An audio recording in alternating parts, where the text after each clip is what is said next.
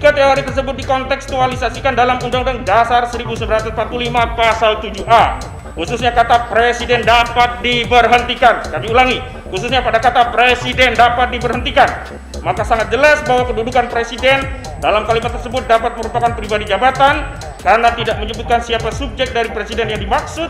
Sebagai dalam logika organisasi, kedudukan presiden sebagai organ dan lingkup jabatannya tidak mungkin diberhentikan, melainkan yang dapat diberhentikan adalah pemangku jabatan presiden. Dalam satu kegiatan, ternyata wanita yang satu ini menggunakan anggaran negara untuk mentraktir para relawan. Untuk itu mohon yang terhormat memberikan putusan. 1. Menuntut tergugat untuk menyatakan secara terbuka di publik pengunduran dirinya selaku Presiden Republik Indonesia. Ternyata digugat, sumpah jabatan itu tidak jalan.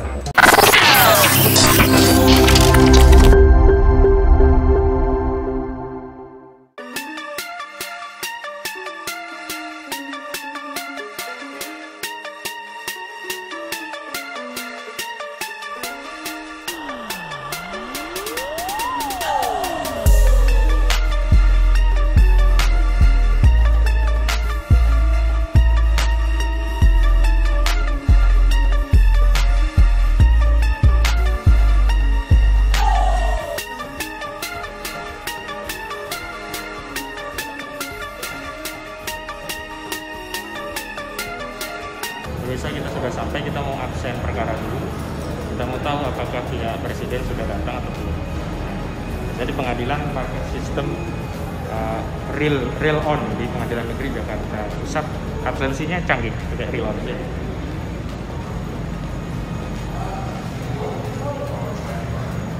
Ini pemirsa, nah kita mau scan banner dulu. Setelah itu baru kita ketahuan apakah sudah absen atau belum, dan kita sekaligus absen. Sebentar ya. Dan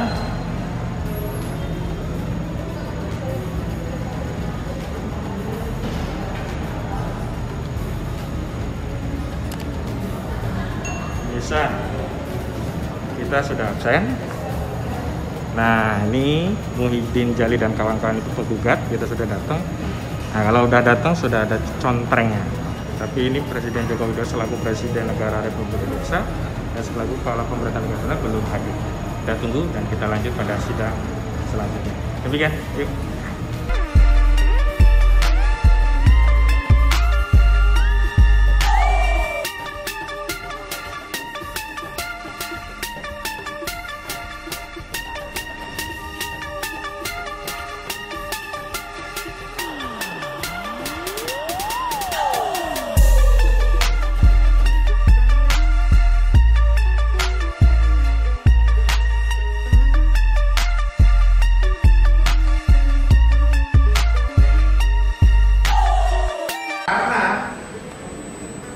Kejadian antara yang diupload dengan yang diserahkan berbeda.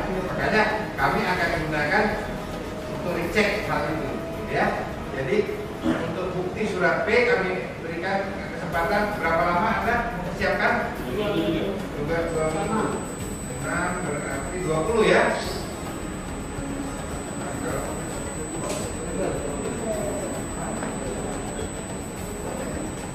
Pertama tanggal 9 terus. Jadi tanggal 6 September dulu ya. Tanggal 6 September. Berarti tanggal 6 duplik ya? Duplik, kemudian 6 duplik, kemudian tanggal 20 ya berarti ya untuk bukti nyata ya. Tanggal 20 bulan. Saya catat ya, 20 selanjutnya untuk bukti tergugat kapan? Menurut majelis mohon dipertimbangkan adanya bukti kompetensi absolut. Ya, nah, jadi begini, kita bikin courtnya dulu nih. Ya. Otomatis manakala nanti pada saat ada eksepsi, saya masih taruh pembuktian yang dulu nih kepada Anda. Kalau nanti ada pembuktian, ada eksepsi kompetensi absolut, tentu akan diberi kesempatan bukti awal. Ya gitu modelnya. Di awal Anda dulu, ya kan? Diberi kesempatan, habis itu nanti ditanggapi oleh penggugat untuk mematahkan buktinya dia. berarti di dalam pembuktian perkara absolutnya. Jadi nanti menyesuaikan. Nah, kita menyesuaikan. Ya. Saya tinggal menunggu saja dari Anda nanti melalui panitera. Bisa begitu ya. Kami juga 2 minggu majelis. 2 minggu, berarti 20 ke berapa? Sekarang kita 34. Oktober ya? Tanggal 4. Oktober. Tanggal 4 ini proyeksinya. Sekarang proyeksi ya. Oktober. Nah, baru setelah nanti di dalam tahapan pembuktian boleh misalnya ada penggugat maupun tergugat kurang buktinya nih, bukti surat, bukan di sini boleh bukan buktinya. Kemudian nanti baru masuk pembuktian saksi. Nah, pembuktian saksi ini nanti kita akan baru kita bertemu lagi dengan asumsi kita bertemu lagi di tanggal 4 Oktober kita bertemu kembali 18 Oktober, benar. 18 Oktober ya. Baru kita bertemu kembali 18 Oktober karena benar-benar ini kegiatannya jangan 18 Oktober. Nah, disinilah nanti apabila ada di dalam jawaban ternyata ada eksepsi absolut, ya otomatis akan mundur di bukti surat di tanggal 20 bulan 9, ya paham ya? Di tanggal 20 bulan 9 itu kan adalah pembuktiannya dari pemohon, penggugat, betul ya? Tanggal 20 bulan 9. Namun apabila ada eksepsi, beralih ini 20 bulan 9 kita berikan kepada bukti awal Anda, ya. Ini saya nggak tulis di sini, nanti akan ada muncul di situ. Tapi ini adalah sebagai guardian dari semua majelis. Jadi begitu ya. Jadi semua dicatat. Kemudian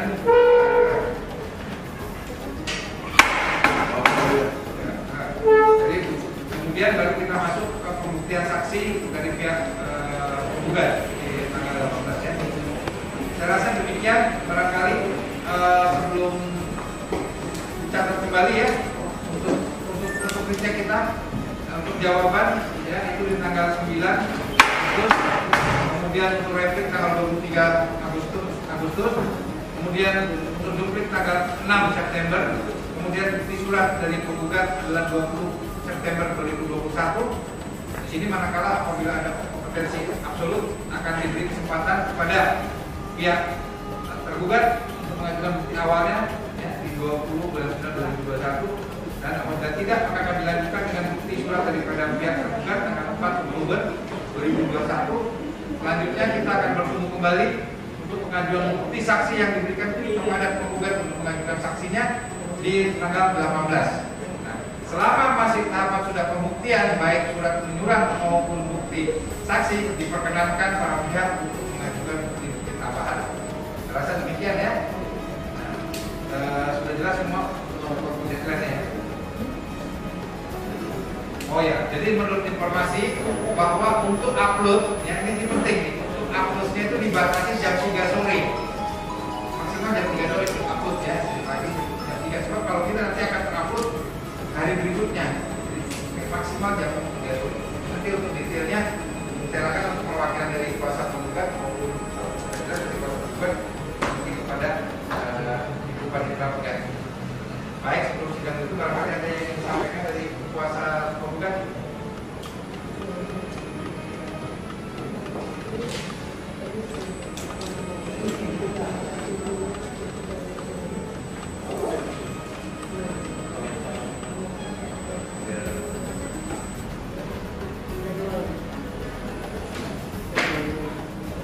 Terima kasih yang mulia. Assalamualaikum warahmatullahi wabarakatuh.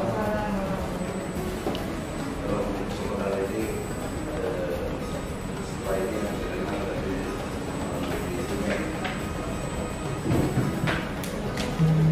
hanya perhatian yang berdasar adalah kan hingga hari ini Jokowi tidak pernah hadir. Jadi perhatian serius dari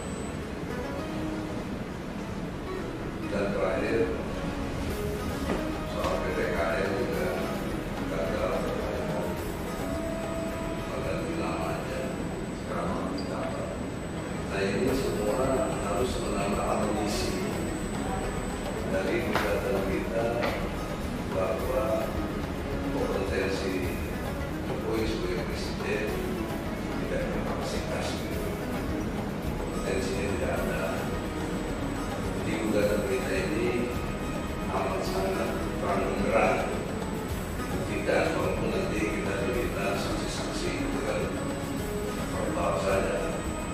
Tapi fakta-fakta kita sendiri menjadi saksi bahwa dengan... Terima kasih Yang Mulia. Bismillahirrahmanirrahim. Kepada Yang Mulia Ketua Pengadilan Negeri Jakarta Pusat kelas 1A khusus Seki Majelis Hakim Perkara Perdata Perbuatan Melawan Hukum di Pengadilan Negeri Jakarta Pusat kelas 1A khusus Jalan Bungur Besar Raya nomor 24 Gunung Sahari Selatan, Kemayoran, Kota Medan, Jakarta Pusat 10610.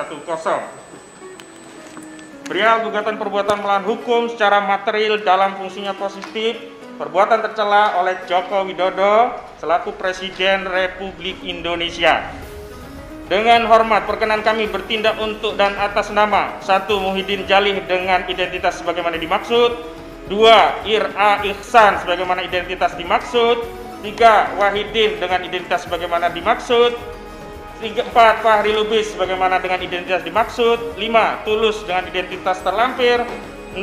Andi Neni Sri Lestari dengan identitas terlampir, 7. Nama Soraya SHMA sebagaimana identitas ada dalam gugatan dalam kedudukannya sebagai rakyat negara Republik Indonesia selaku pembayar pajak negara guna pembiayaan belanja negara Republik Indonesia baik secara sendiri-sendiri maupun bersama-sama dalam perkara ini mohon disebut sebagai penggugat. Dalam hal ini penggugat diwakili oleh kuasanya Profesor Egy Sujana SMH, MH, Ahmad Kozidudin SH, Azam Khan SH, Arifin Saktio Dimat SH, Novel Haidir Hasan Pak Mukmin, Mahmud SH MH CLA, Ratif Usman Ruswanti SH, dan 23 yang sebagaimana terlampir di dalam gugatan yang tergabung dalam advokat tim pembela ulama dan aktivis beralamat di Jalan Waru Buncit Raya nomor 502 RT 05 RW 5 Kalibata Kecamatan Pancoran Kota Jakarta Selatan Daerah Khusus Ibu Kota Jakarta 12740. Gugat melalui gugatan ini hendak mengajukan gugatan perbuatan melawan hukum secara material dalam fungsinya positif perbuatan tercela oleh Presiden Joko Widodo selaku Presiden Republik Indonesia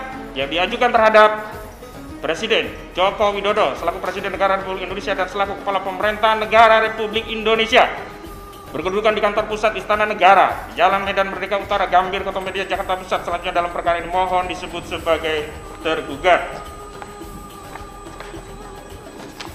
Pokok-pokok gugatan bahwa penggugat adalah warga negara Republik Indonesia selaku pemilih dalam setiap periode pemilihan umum dalam memilih presiden dan wakil presiden Indonesia. Untuk itulah penggugat memberikan hak suaranya di setiap pemilihan umum guna terwujudnya pemerintahan yang demokratis karena dipilih langsung oleh rakyatnya, dan berdasarkan hal tersebut maka timbullah hubungan hukum timbal balik asas kausalitas antara rakyat yang memilih dan presiden yang dipilih. Kami memulai membaca dari halaman 41. Bahwa penggugat adalah wajib pajak dan pembayar pajak guna pembiayaan belanja negara untuk penyelenggaraan negara dalam kesehariannya. Untuk itulah maka penggugat memiliki hak menggugat apabila penyelenggara negara yakni tergugat tidak melaksanakan tupoksi, dengan kata lain melakukan perbuatan tercela atau perbuatan melawan hukum secara material dalam fungsinya positif. 3. Bahwa berdasarkan alasan kausalitas hubungan hukum timbal balik antara penggugat selaku rakyat dengan tergugat selaku penyelenggara, adanya hubungan timbal balik antara rakyat pembayar pajak dengan penyelenggara negara, lembaga negara yang dibayarkan atas pendapatan negara melalui pajak, sehingga dengan demikian maka terdapat hak dan kewajiban para pihak tergugat versus tergugat, penggugat versus tergugat. Bahwa berdasarkan teori berdiri negara, satu teori ketuhanan, dan sebagaimana sudah ada dalam gugatan. 5. Bahwa di dalamnya artikel berjudul tanggung jawab negara mensejahterakan masyarakat pendahuluan sebagaimana ada dalam lampiran. Kami lanjutkan pada halaman 75. Lembaga Presiden merupakan badan hukum publik pemangku hak dan kewajiban di mana kepadanya dapat menuntut dan dituntut di depan peradilan. Menurut Hans Kelsen, kedudukan negara sebagai badan hukum, state are personified. They are considered to be juristic person in contradiction to natural person, I hate human being, a subject of judge of right. Negara dipersonifikasi sebagai pribadi. Mereka telah dipertimbangkan sebagai badan hukum, berbeda dengan pribadi natural yaitu manusia seluruhnya sebagai subjek hak dan kewajiban. Atas dasar itu menurut Hans Kelsen tanggung jawab hukum dan kewajiban hukum ditujukan kepada badan hukum, tetapi the obligation incumbent upon judge individuals who as competent organ have fulfilled the duty of the juristic person. It is there whoever that form the content of this duty. Kewajiban itu berada di pundak individu-individu sebagai organ-organ berkompeten harus memenuhi kewajiban badan hukum. Perbuatan mereka lah yang berbentuk isi dan kewajiban itu. Dibuka dengan pendapat logomen sebagaimana yang disimpulkan oleh Harun Al-Rasyid yang mengatakan bahwa jabatan sebagai pribadi dalam hukum tata negara, maka kepada jabatanlah melekat tugas dan wewenang, yang maka kepada jabatan itulah melekat tugas wewenang yang digerakkan melalui perantaraan pejabat, sehingga pada konteks pemikiran Hans Kelsen di atas, sikap pejabatlah yang membentuk diri dari kewajiban dan kepadanya dapat tuntut pertanggungjawaban dan tindakan jabatan dalam lembaga negara presiden, walaupun pertanggungjawaban tersebut mewakili jabatannya.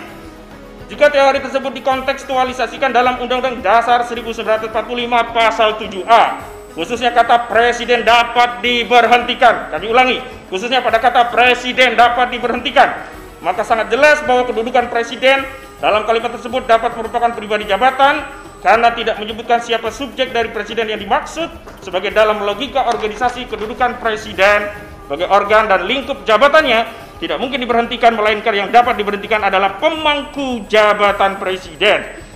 Sehingga terminologi presiden pada kalimat di atas ditujukan kepada pribadi pejabat sebagaimana pemangku jabatan untuk mempertanggungjawabkan perbuatan selama dalam masa jabatan.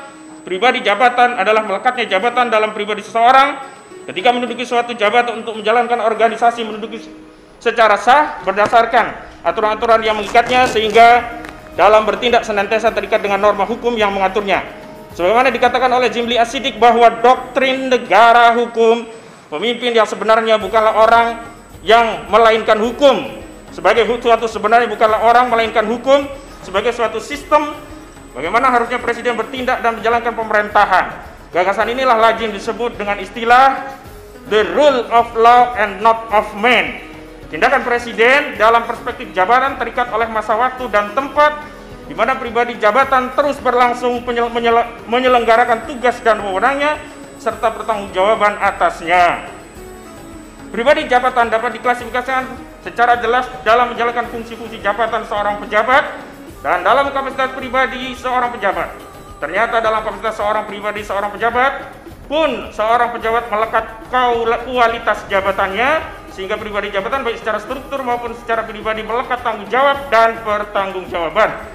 Karena pejabatlah yang memberi bentuk atas segala kekuasaan yang diberikan kepada lembaga presiden. Pertanggungjawaban yang dimaksud adalah pertanggungjawaban baik dalam kapasitas penyelenggaraan fungsi-fungsi kekuasaan organisasi ataupun pelanggaran hukum yang dilakukan, bahkan pertanggungjawaban sosial karena jabatan yang melekat dalam diri seorang presiden. Kedudukan presiden sebagai salah satu lingkup jabatan dalam sistem ketatanegaraan menyebabkan pertanggungjawaban presiden menjadi diatur secara khusus seperti dalam Undang-Undang Dasar 1945 pasal 7B. Oleh karena itu, salah satu aspek pertanggungjawaban adalah pertanggungjawaban jabatan dengan sanksi memberhentikan dari jabatan oleh MPR setelah melalui proses pembuktian atas pernyataan DPR tentang pelanggaran hukum presiden di peradilan Mahkamah Konstitusi. Ada dua macam pemikiran mengenai kapan pribadi seorang presiden dapat dimintai pertanggungjawaban sebagaimana diajukan oleh Dennis F. Thompson, yaitu aliran individualis dan aliran strukturalis. Kami simpangi beberapa, kami lanjutkan pada halaman 84. Pemberitaan atau sanksi lainnya terhadap presiden berada pada MPR. Dalam ketentuan pasal 7A Undang-Undang Dasar 1945 dikatakan presiden dan atau wakil presiden dapat diberhentikan dalam masa jabatannya oleh MPR atas usul DPR. Kata dapat diberhentikan mengandung konotasi bisa diberhentikan.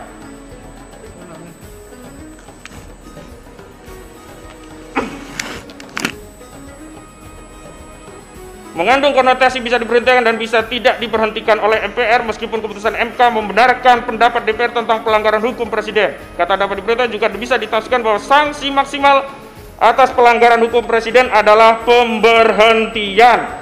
Dan secara aku kontrario dapat ditafsirkan adanya sanksi menengah dan sanksi minimum yang bisa saja tidak berakhir dengan pemberhentian. Secara logika beratnya sanksi berbanding lurus dengan beratnya pelanggaran hukum, sehingga idealnya pernyataan pelanggaran hukum dan sanksi harus dinyatakan dalam forum sidang sama dalam satu sidang bersama antara lembaga-lembaga negara yang berkompeten, yakni DPR, Majelis Mahkamah Konstitusi, Majelis Permusyawaratan Rakyat, Presiden dan atau Wakil Presiden. Tetapi Undang-Undang Dasar 1945 memisahkannya pada dua lembaga yang berbeda, meskipun merupakan satu rangkaian proses untuk meminta pertanggungjawaban presiden, Tetapi apabila ditelaah terdapat adanya pemisahan antara keputusan pelanggaran hukum dengan sanksi pemberhentian presiden, keputusan pelanggaran hukum berada pada MK, sedangkan keputusan mengenai sanksi berada pada MPR. Pemisahan tersebut dikuatkan oleh pasal 7A, menunjukkan bahwa meskipun presiden telah terbukti secara sah melakukan pelanggaran hukum, tidak mesti berakhir dengan pemberhentian, karena perumusan sanksi sangat tergantung kepada MPR. Karena keputusan MK tentang pelanggaran hukum, presiden tidak menentukan atau membatasi keputusan MPR mengenai sanksi kecuali Undang-Undang Dasar dengan sanksi maksimal yakni diberhentikan. Apabila MK menolak pernyataan pendapat DPR tentang pelanggaran hukum tersebut, maka DPR tidak dapat melanjutkan permohonan. Pemisahan sebagaimana dimaksud berimplikasi pada dua jenis sifat pertanggungjawaban presiden, yakni pertanggungjawaban dalam arti sempit dan pertanggungjawaban dalam arti luas.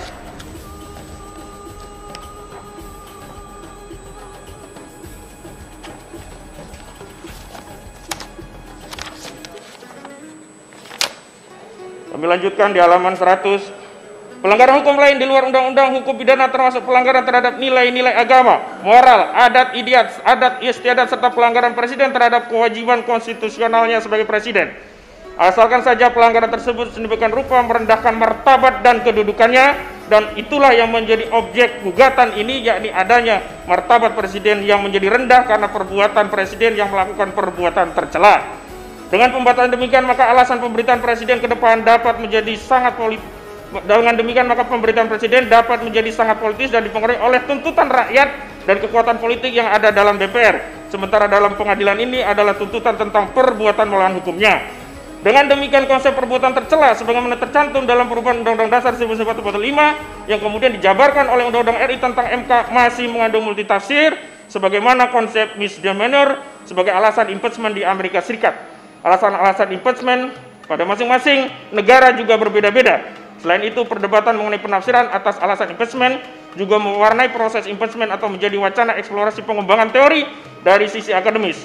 Contohnya adalah batasan dari alasan high crime dan misdemeanor yang dapat digunakan sebagai dasar impeachment di Amerika Serikat. Di Indonesia, kedua alasan tersebut diadopsi dan diterjemahkan secara terpisah dengan tindak pidana berat lainnya.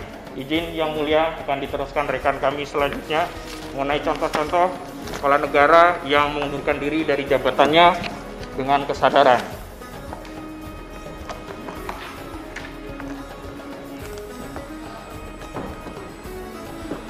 Halaman 113. H. Pejabat dunia yang mengundurkan diri karena hal sepele. Famos ID. Menjadi seorang pejabat atau wakil rakyat bukanlah hal yang mudah karena memiliki tanggung jawab yang sangat besar. Terlepas dari segala kemewahan yang didapat, banyak tanggung jawab yang menanti mereka. Nggak jarang kalau ada para pejabat yang sampai hampir gila hanya untuk memikirkan nasib rakyat. Oleh sebab itu, kadang sebagian orang enggan berpendapat dengan tanggung jawab yang besar. Seperti beberapa pejabat ini, karena melakukan kesalahan kecil, ternyata mereka sampai rela mengundurkan diri dari jabatannya. Bukan karena apa, wakil rakyat itu malu dan merasa tidak bisa melakukan tanggung jawab. Lalu siapa yang mereka itu? Simak ulasan berikut mengundurkan diri karena telat 1 menit. Mikhail Betes, salah satu menteri utama di Inggris. Adanya kejadian tersebut sempat mengambil target pada pejabat lain yang sedang duduk bersiap melakukan rapat. Ternyata pejabat yang satu ini melakukan aksi tersebut karena merasa malu bertindak tidak sopan, telah melakukan kekeliruan yang menolak atas aksi Bates ini.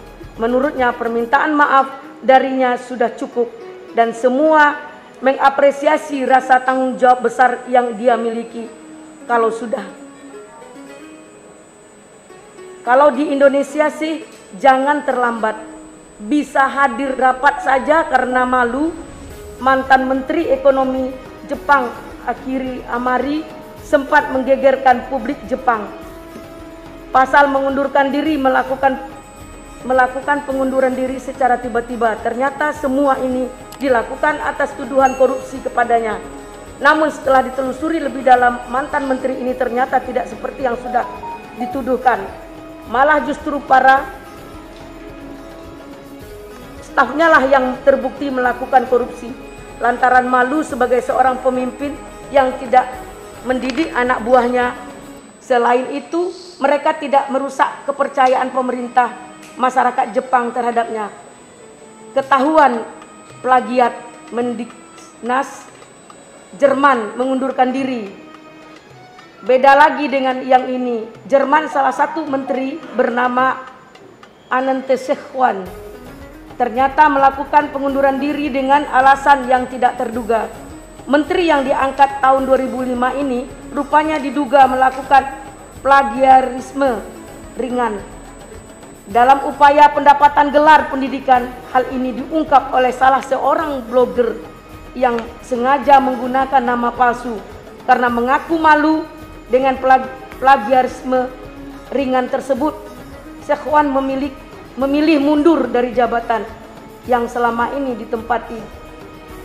Bantu mantan pacar urus visa, pejabat Inggris turun jabatan. Mantan Menteri Inggris David Elunket ternyata juga mengundurkan diri dengan alasan lumayan edan. Bayangkan saja, dirinya rela melepas jabatan lantaran ketahuan membantu mantan pacarnya dalam mengurus visa. Semua itu diawali saat mantan kekasihnya Blonket bernama Queen sedang kesusahan mengurus visa mengasuh bayinya berasal dari Filipina. Ketimbang didepak dari negara tersebut, alhasil Queen meminta bantuan Blonket untuk mempercepat proses perpanjangan visa mantan kekasihnya itu. Namun sayang, aksi mempercepat visa itu sudah tercium publik. Karena malu, Blonket pilih mengundurkan diri. Traktir para relawan makan, menteri rela mengundurkan. Traktir para relawan makan, menteri rela mengundurkan diri. Yuko Oki adalah mantan menteri perdagangan dan industri di Jepang.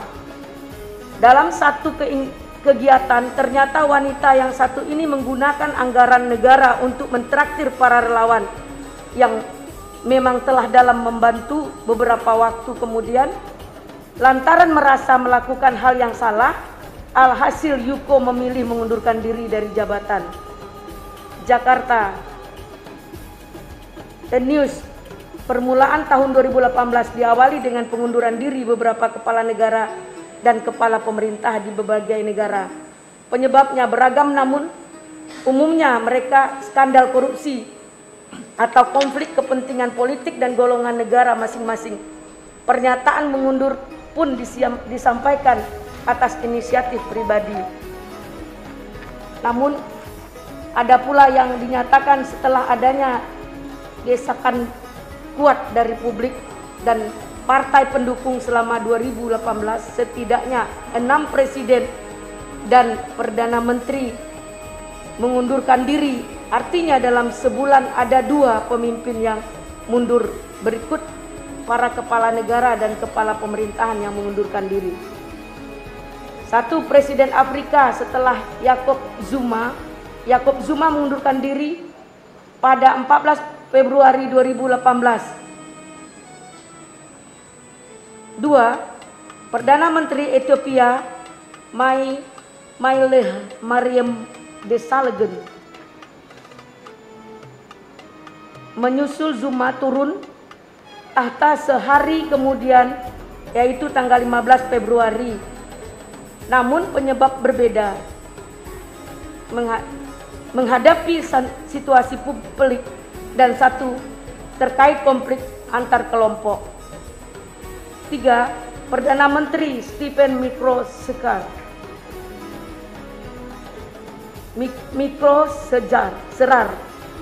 giliran Microsejar mengumumkan pengunduran diri 14 Maret 2018. Ini disampaikan tak lama setelah Mahkamah Agung membatalkan hasil referendum mengenai proyek pembangunan rel kereta api yang menelan biaya 1 miliar euro. Referendum digelar pada September tahun lalu. Semenjak 53% pendukung rencana pemerintah membangun infrastruktur kereta dan menjadi acuan pemerintah untuk melanjutkan proyek tersebut. Namun, MA Slovenia membatalkan sehingga membuat Cerar kecewa. Meski demikian, Cerar akan tetap menjabat Perdana Menteri sampai pemerintahan baru terbentuk.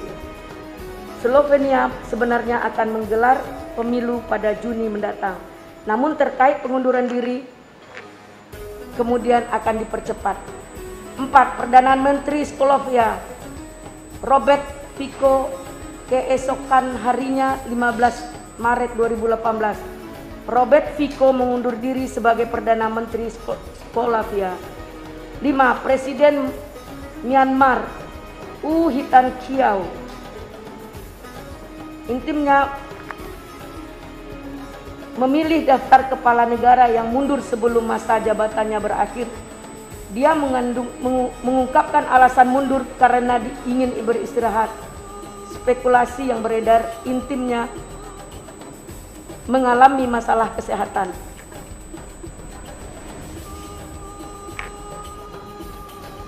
Sekitar 655.000 Muslim Rohingya mengungsi ke Bangladesh sejak tahun 2017 terkait kekerasan militer. 6. Presiden Peru Pedro Pablo Kuczynski mengumumkan pengunduran diri pada Rabu 21 Maret 2018. Alasan Kuczynski dituduh menerima suap dari perusahaan Brazil Odebrecht untuk memuluskan proyek. Pria berusia 79 tahun ini yang juga mantan bankir Wall Street ini menambah tuduhan tersebut.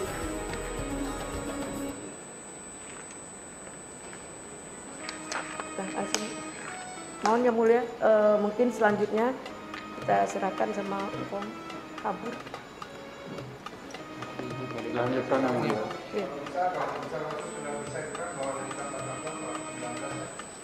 Iya, 119. Sudah. Poin K bahwa dari negara dunia yang ketika bermoral tinggi tersebut. Ya itu. Sekarang 19. Iya Bang. bahwa dari contoh kepala negara di dunia yang beretika dan bermoral tinggi tersebut di atas seyogyanya tergugat selaku presiden yang gagal dan tidak mampu membangun ekonomi, hukum, dan perdamaian bangsa Indonesia seharusnya tergugat mengundurkan diri secara jujur dan terbuka serta konsisten selaku presiden yang tidak layak lagi berperilaku tercela. Sebagai lafal bunyi sumpah jabatan dalam sidang paripurna presiden wakil presiden periode 2019-2024 di Gedung Nusantara Kompleks Parlemen Senayan, Jakarta, tanggal 20 bulan 10 2019. Demi Allah, saya bersumpah akan memenuhi kewajiban Presiden Republik Indonesia dengan sebaik-baiknya dan seadil-adilnya, memegang teguh Undang-Undang Dasar dan menjalankan segala undang-undang dan peraturannya dengan seluruh-seluruhnya serta berbakti kepada nusa dan bangsa. Berdasarkan seluruh uraian tersebut di atas, tersimpul gugatan melakukan perbuatan tercela sebagaimana dimaksud dalam ajaran perbuatan melawan hukum secara material dalam fungsi positifnya berupa peristiwa: 1. Penegakan hukum yang carut marut. 2. Perekonomian carut marut. 3. Serangkaian pembohongan publik. 4. Melahirkan regulasi nasional yang tidak patut atau tidak layak atau tercela berdasarkan agama apapun di Indonesia. 5. Membuat gaduh sesama anak bangsa dipotensikan bertikai di negeri ini. Atas hal-hal tersebut, Presiden selaku tergugat terbukti melakukan perbuatan tercela sebagaimana dimaksudkan dalam ajaran perbuatan melawan hukum secara material dalam fungsi positif. Untuk itu mohon yang terhormat memberikan putusan. 1. Menuntut tergugat untuk menyatakan secara terbuka di publik pengunduran dirinya selaku Presiden Republik Indonesia. 2. Menerima gugatan perbuatan melawan hukum secara material dalam fungsi positif ini. 3. Mengabulkan seluruh gugatan ini. 4. Menyatakan tergugat melakukan perbuatan melawan hukum dalam fungsinya positif atau melakukan perbuatan tercela atau perbuatan tidak patut atau perbuatan tak terpuji. 5. Menghukum tergugat untuk membuat pernyataan tertulis di muka publik atas kesalahan tersebut, yaitu melakukan perbuatan tercela atau perbuatan tidak patut atau perbuatan tak terpuji. 6. Menghukum tergugat untuk membayar biaya perkara. Hormat kami, kuasa hukum penggugat, Profesor Dr. Haji Egy Sujana, Mastal, SHM MSI, Damai Hari Lubis SHMH, Ahmad Hosinuddin SH. Terima kasih Yang Mulia.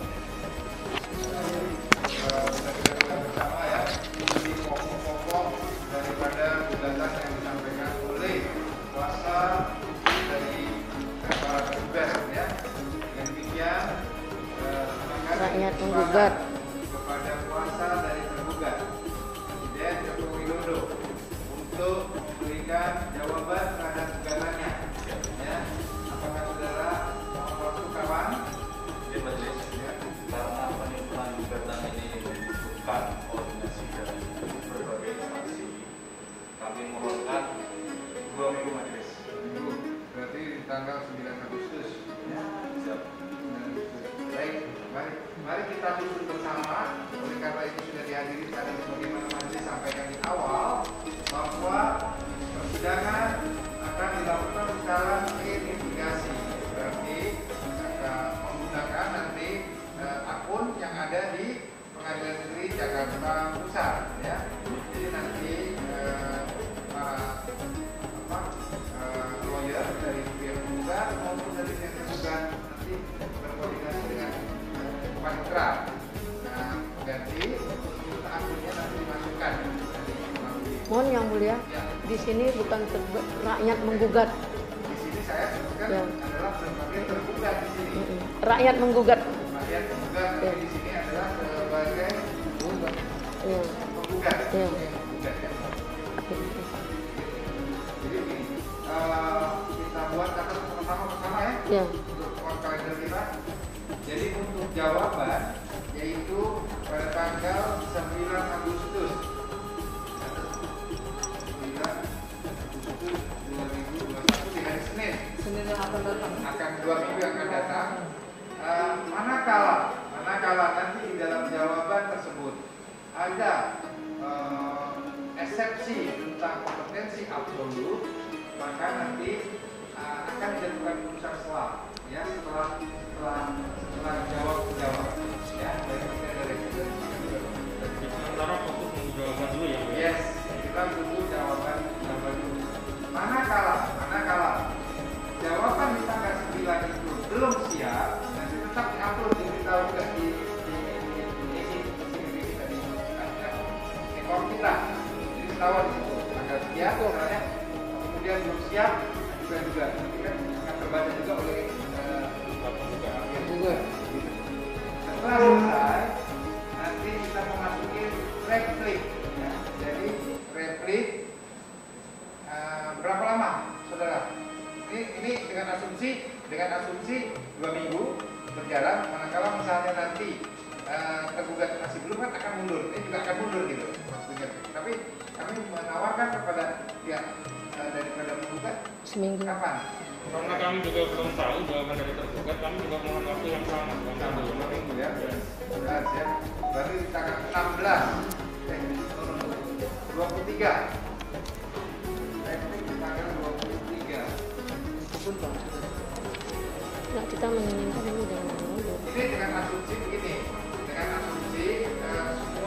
lancar. On the track lancar. Kan dia berkoordinasi dulu dengan berbagai instansi yang kita dengar untuk memberi jawabannya. Nah, begitu juga nanti Anda juga akan berkoordinasi dengan tim juga untuk membalas daripada jawaban mereka kan gitu. Nah, kami memberikan sementara on the track dalam kalender konten seperti itu. Namun demikian, misalnya kami belum siap, misalnya di sini sudah 2 minggu, diberikan di sini 2 minggu, tapi ternyata dari sini kami perlu ini lagi mau mundur, silakan. Nanti kan terlihat di dalam situ, terbaca. Gitu. Jadi tidak harus 2 minggu harus. Kalau seminggu ya silakan gitu loh. Ya kan? Tapi kalau belum siap silakan. Ya. Kondisional. 23. Kemudian untuk duplik. Suaranya bagus. Duplik kapan? Silakan. Sama 2 minggu juga kita ambil ya. 23. Bagus banget suaranya. Bohong. Kok bohong? Tanggal 6 September, kalau kita tahu 6 September. 6 bulan 9. Duplik. Baik. Kemudian setelah duplik kita memasuki bukti surat. Nah, bukti surat kami beri kesempatan kepada pihak P dulu untuk mengajukan bukti suratnya. Jadi bukti surat ini adalah nanti di record dan sebagainya. Nanti diupload, sudah bisa diupload kita.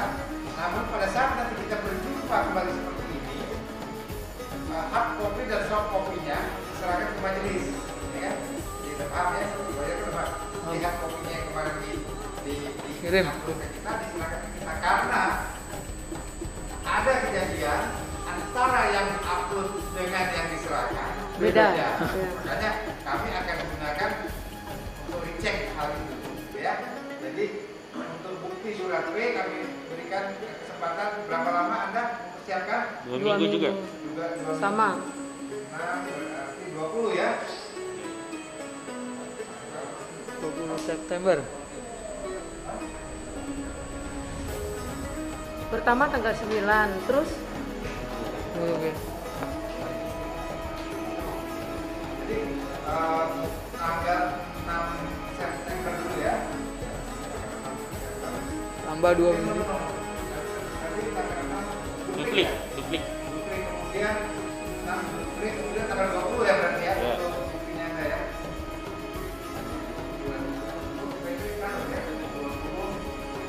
September. Selanjutnya untuk bukti tergugat kapan? Menurut majelis mohon dipertimbangkan adanya bukti kompetensi absolut. Ya, nah, kan begini, kita bikin courtnya dulu nih. Ya. Otomatis manakala nanti pada saat ada eksepsi, makanya saya masih tahu pembuktian yang dulu nih kepada Anda. Kalau nanti ada pembuktian, ada eksepsi kompetensi absolut, tentu akan diberi kesempatan bukti awal. Ya gitu modelnya. Di awal ada dulu, ya kan? Diberi kesempatan, habis itu nanti ditanggapi oleh penggugat untuk memanfaatkan buktinya dia. Berarti di dalam pembuktian sekarang absolutnya. Berarti nanti menyesuaikan. Nah, kita menyesuaikan. Ya. Saya tinggal menunggu saja dari Anda nanti melalui Panitra. Bisa begitu ya. Kalau juga 2 minggu majelis. 2 minggu, berarti 20 ke berapa? 34 hari. 4. Tanggal 4. Tanggal 4. Ini kan proyeksi kan? Kita proyeksi ya. Oktober. Nah, baru nanti di dalam tahapan pembuktian boleh misalnya ada penggugat mau tergugat kurang buktinya di bukti surat, bukan di sini boleh ya, bukan buktinya. Siap. Kemudian nanti baru masuk pembuktian saksi. Nah, pembuktian saksi ini nanti kita baru kita bertemu lagi. Ya.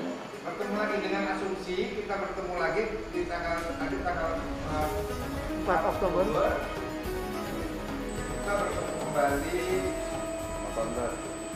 18 Oktober. Oktober. Nah, 18 Oktober ya. Baru kita bertemu kembali 18 catat benar-benar ya. Direkam. 18 Oktober. Nah, disinilah nanti apabila ada di dalam jawaban ternyata ada eksepsi absolut, ya, otomatis akan mundur di bukti surat di tanggal 20 bulan 9. Ya, paham ya? Di tanggal 20 pembuktiannya dari pemohon, penggugat, betul ya, tanggal 29. Namun apabila ada eksepsi, beralih ini 20 bulan 9 kita berikan kepada bukti awal Anda. Ya, ini saya nggak tulis di sini, nanti akan ada muncul. Tapi ini adalah Waalaikumsalam. Satu lagi kan? Izin yang mulia. Jadi semua dicatat, kemudian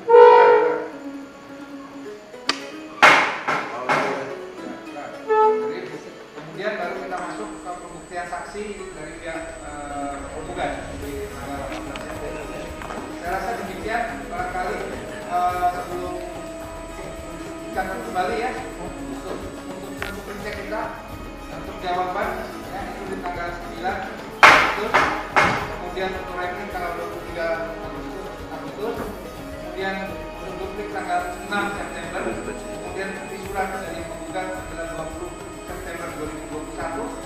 Di sini manakala apabila ada versi absolut akan diberi kesempatan pada pihak tergugat yang dalam bukti awalnya ya, di 20 bulan 9 2021, dan apabila tidak maka akan dilanjutkan dengan bukti surat dari pihak tergugat tanggal 4 Oktober 2021. Selanjutnya kita akan bertemu kembali untuk pengajuan bukti saksi yang diberikan kepada penggugat untuk mengajukan saksinya di tanggal 18. Selama masih tahapan sudah pembuktian, baik surat penyurat maupun bukti saksi, diperkenankan para pihak untuk mengajukan bukti tambahan. Saya rasa demikian ya. Sudah jelas semua. Oh ya, jadi menurut informasi bahwa untuk upload, ya ini penting, uploadnya itu dibatasi jam 3 sore. Maksimal jam 3 sore untuk upload ya. Jam 3 sore, kalau kita nanti akan upload hari berikutnya maksimal jam 3 sore. Nanti untuk detailnya silakan untuk perwakilan dari kuasa penggugat kepada interogasi. Baik, sebelum dan itu barangkali ada yang disampaikan dari kuasa penggugat. Ini tadi sudah dibacakan. Intinya tuntutannya sudah dibacakan. Ikut setelah ini ikut Pak. Nah, Setelah ini lewat email. nah kan ada yang Ya. dipanggil, terus jadwal. Terima kasih Yang Mulia. Assalamualaikum warahmatullahi wabarakatuh. Dalam kesempatan ini, setelah ini yang saya dengar tadi melalui email,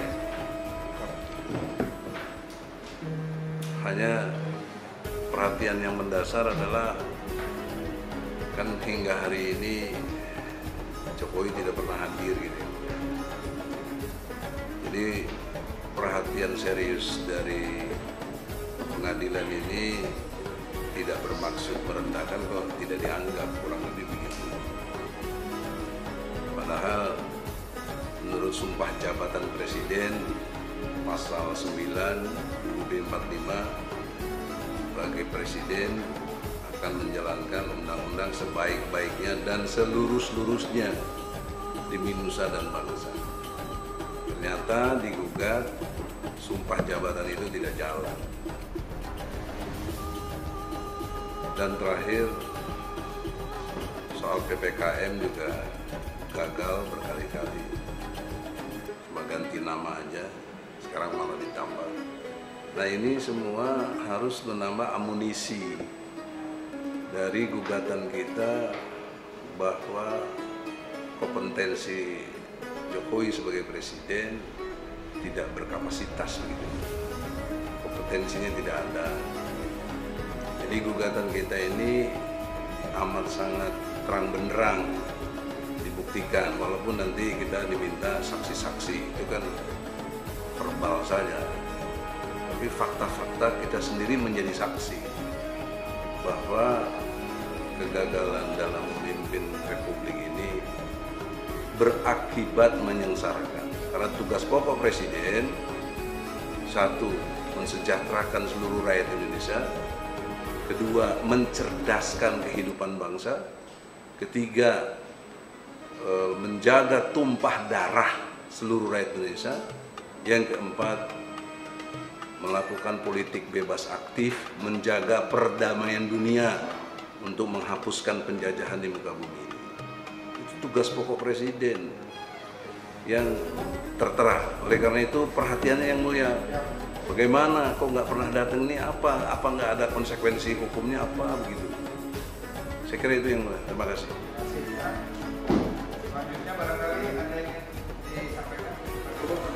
Terima kasih atas perkara kita 266 antara Presiden Jali dan kawan-kawan Presiden Joko Widodo sebagai Presiden Negara Republik Indonesia